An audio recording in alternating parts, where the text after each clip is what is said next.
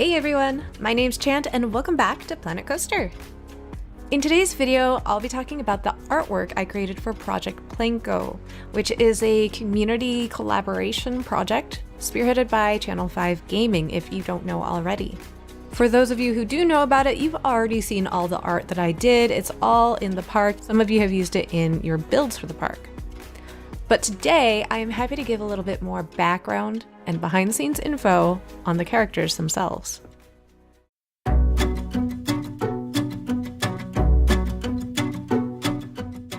First, I want to give a quick little disclaimer. I am not a trained artist.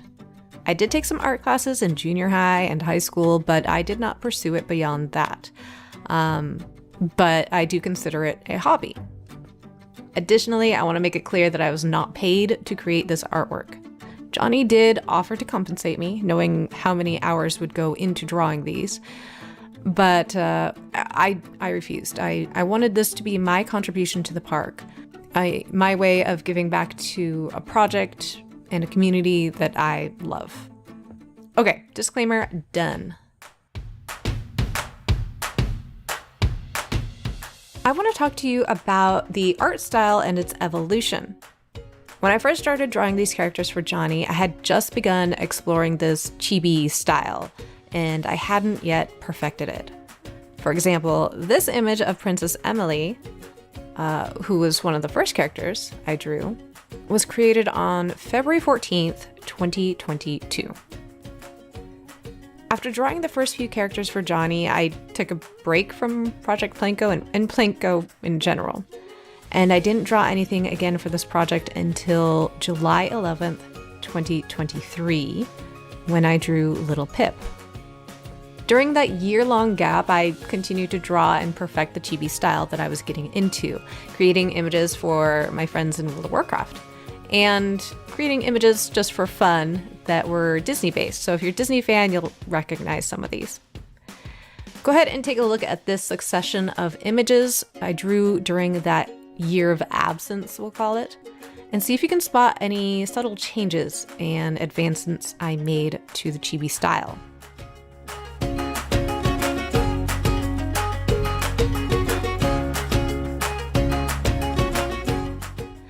The biggest changes I see are a better understanding of form and shape when it comes to the body, the legs, the hands, the feet. An increase in using highlights and shadows. Far more detail, lots more detail.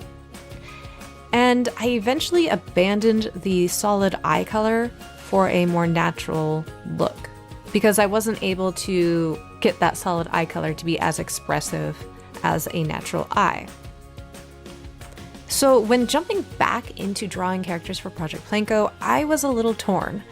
I frankly wanted to redo all the characters I had done, but Johnny really liked some of the cute original ones I had made. On a call, I ended up bargaining with him and was able to wrangle characters like Renee Fu and Chief Beef for complete makeovers.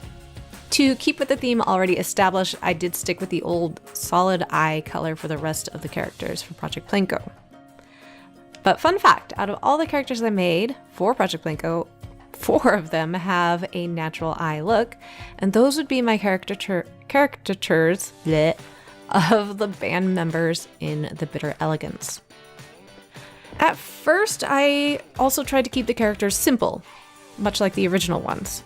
But by the end, you will see that I gave into the urge to put in a lot more detail.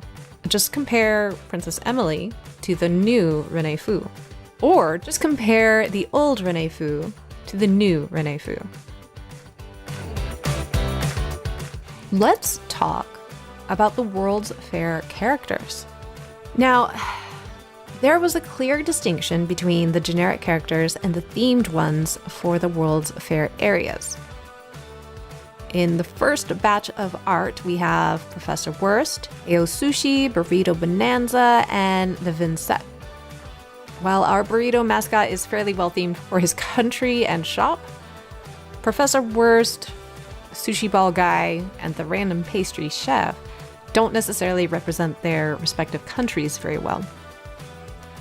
The mission of the contest for these areas within the project was to represent the country and the shop in equal measure. And these characters, in my opinion, missed that mark. So take a look at this. Here are 3 concepts I came up with for Spain, China, and Italy. And it was this conversation I had with Johnny that was the turning point for making the World's Fair characters better identify with the country they were representing. For Johnny, when it comes to these 3 images here, Spain and Italy were too generic, and he's right. Okay, these characters could be at your local shopping center today, no matter where you're at in the world, and you wouldn't be able to tell what country they were supposed to represent. While I really like the idea of these sketches, I was definitely up for the challenge of making these mascots not just for the shops, but for the countries as well.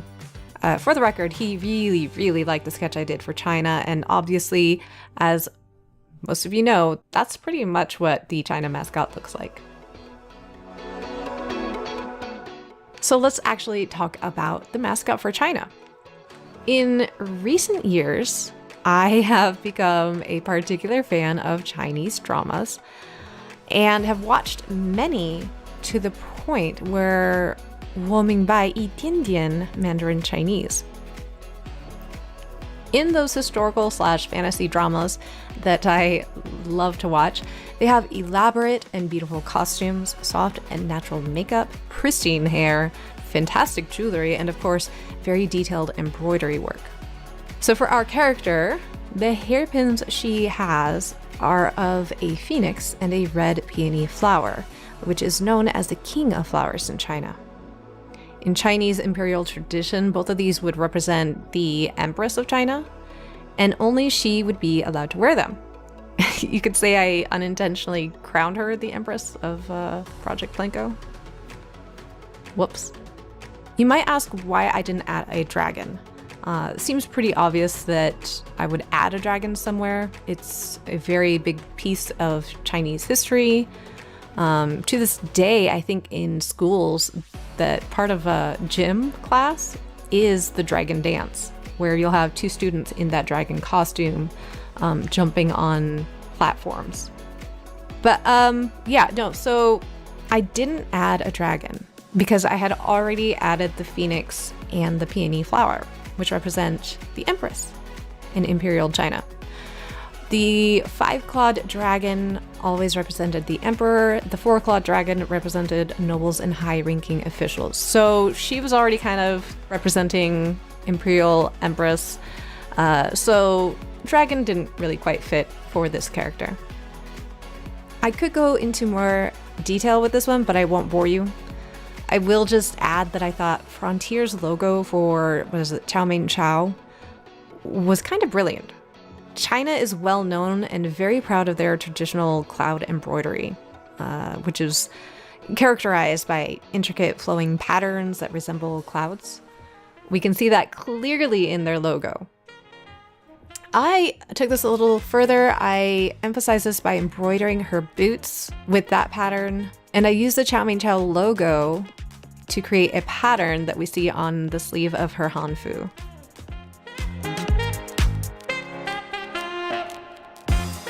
Next up is the character I made for Spain.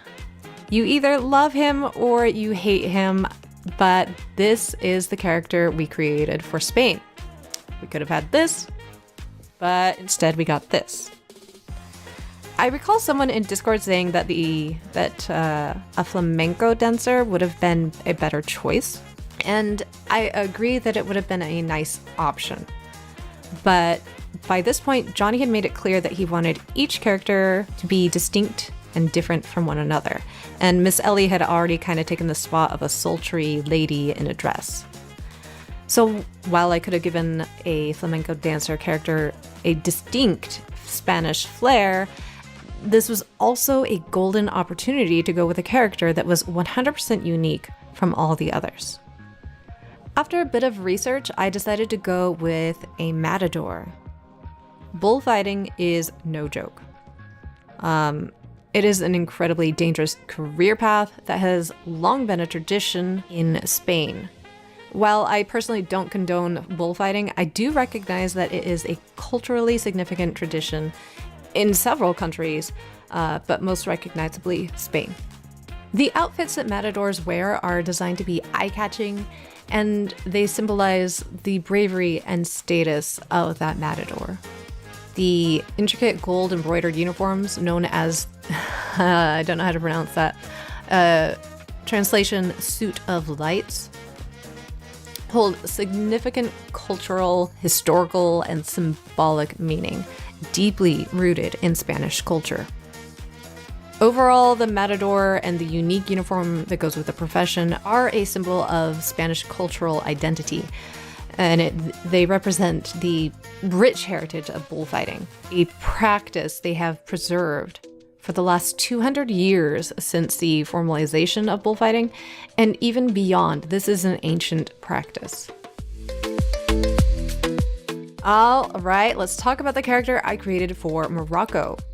I toyed with the idea of a Moroccan gypsy, or even a snake charmer, both of which I thought would have been great choices.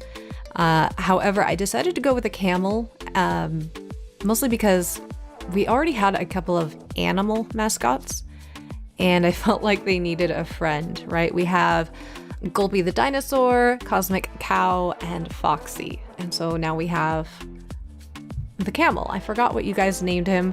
While I was drawing it, I just referred to the camel as Oasis. So during my research on Morocco, I was introduced to the camel spider, aka the scorpion spider, aka the sun spider. And it is a spider that will literally chase you just so that it can sit in the shade of your shadow.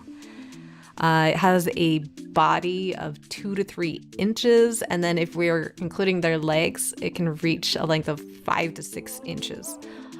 Talk about terrifying. And Johnny would probably killed me if I drew a spider for the mascot, so that was out the window. I myself am terrified of spiders, so I really wasn't very happy running across that piece of information. Anyway, so we got the camel. I've never drawn a camel before, so I did scour the internet for an image of a camel where I could trace some of the basic lines and then add new ones that would flow together naturally for a more cartoony camel. But take a moment. Look at this camel. What makes it different than others? Our camel mascot is a dromedary camel. I think I said that right, which means single-humped.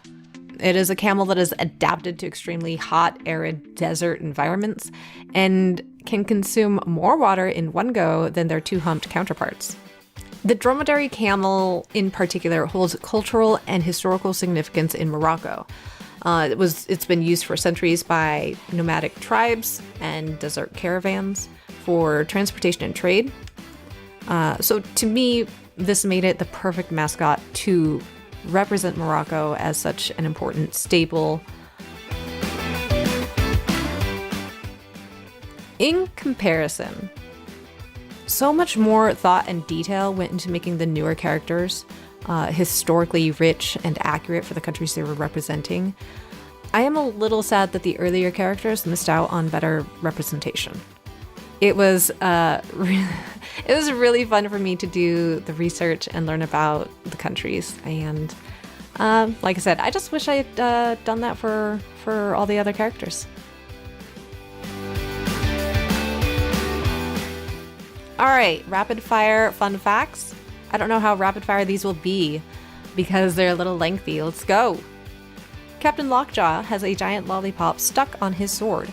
For those who don't know, Captain Lockjaw was the villain of Channel 5 Gaming's first big community project, Candyland. So I drew this as a nod to that project, which I actually helped Johnny start and the other mods helped him finish. Little Pip was the first character I drew after not drawing anything for Project PlanCo for a year. I was so inspired by the idea of Little Pip in a juice box that I had completely forgotten about the original idea Johnny had, which was Farmer Pip. I had even drawn up a sketch. In retrospect, while I adore Little Pip, I think Farmer Pip may have been a better mascot. What do you think? Johnny originally wanted to have drawings of all of the other staff in Planet Coaster. Janitors, security guards, engineers, vendors. We later scrapped this idea as it was taking me quite a while to finish all of the other characters. Our Pizza Bandit character is wearing a costume that is supposed to look homemade. She is an extremely resourceful girl, after all.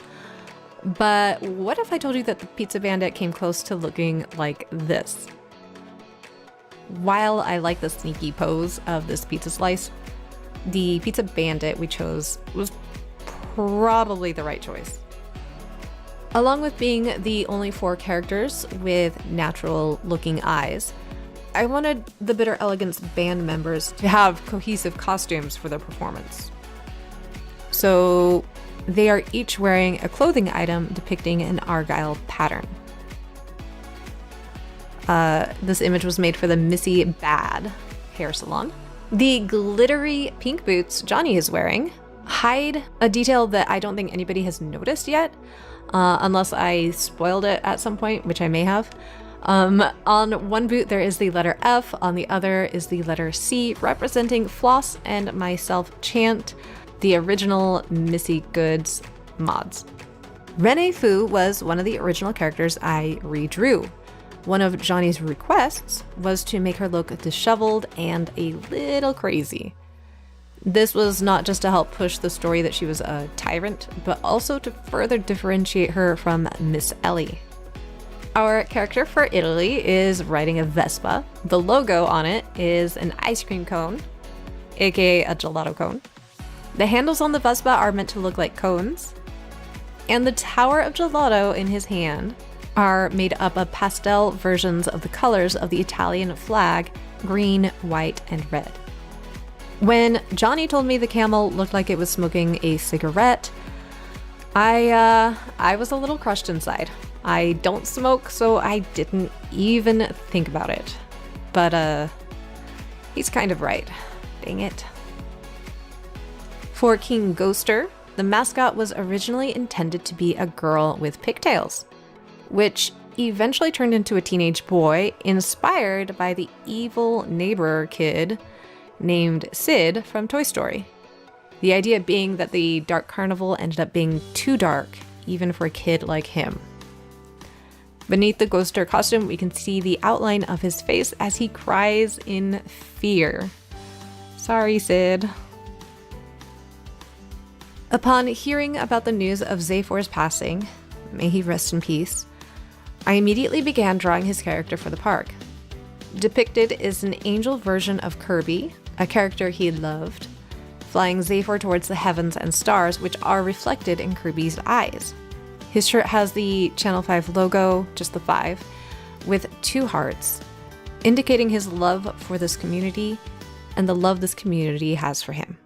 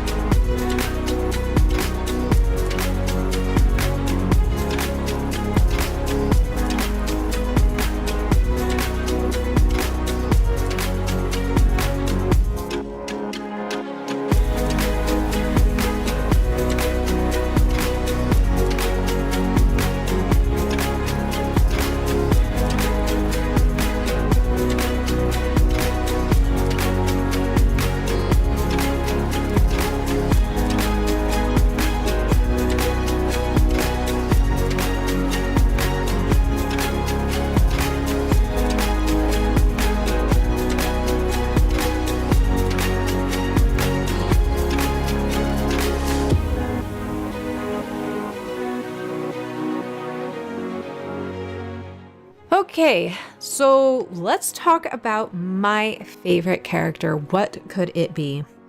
The reason I have chosen this character as my favorite is actually pretty simple. When I was drawing this character, everything fell into place quite naturally. Unlike some of the other characters where I'd get stuck on a pose or a feature, every aspect of creating this one came together easily, and it brought me immense joy and satisfaction. Ironically, it is also debatably the biggest deviation from an original PlanCoaster mascot that we've seen in the series so far. Right? So Cosmic Cow is still a cow. Chief Beef still has a patty head. King Coaster is still a guy wearing a giant golf ball. But Tiki Cheeky is no longer a giant totem head.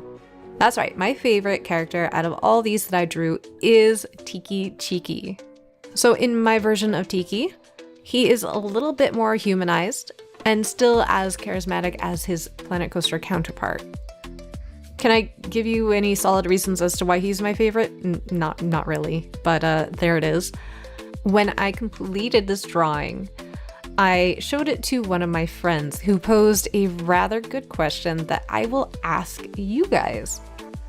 The chunk of meat that he is happily waving around seems to have a tattoo on it, which is accurate to the one in game, right? So does that mean that this is somebody's arm or leg? Is Tiki Cheeky a cannibal? It's a valid question, and I didn't really have an answer for my friend. So what do you guys think? How do we explain the tattoo on the meat? That's going to wrap up the video. That was kind of a long one. I'm really tired from talking, but I hope you guys enjoy taking a deeper look into the process and some of my thoughts on it, on these characters. I didn't just, whip them up and toss them at Johnny. I did some research on these, and some careful consideration went into a lot of it as well. So I wanted to thank Johnny and the community for letting me participate by drawing these for the project. It was such an honor, and I enjoyed every bit of it. Thank you for watching, and we'll see you guys next time. Bye now.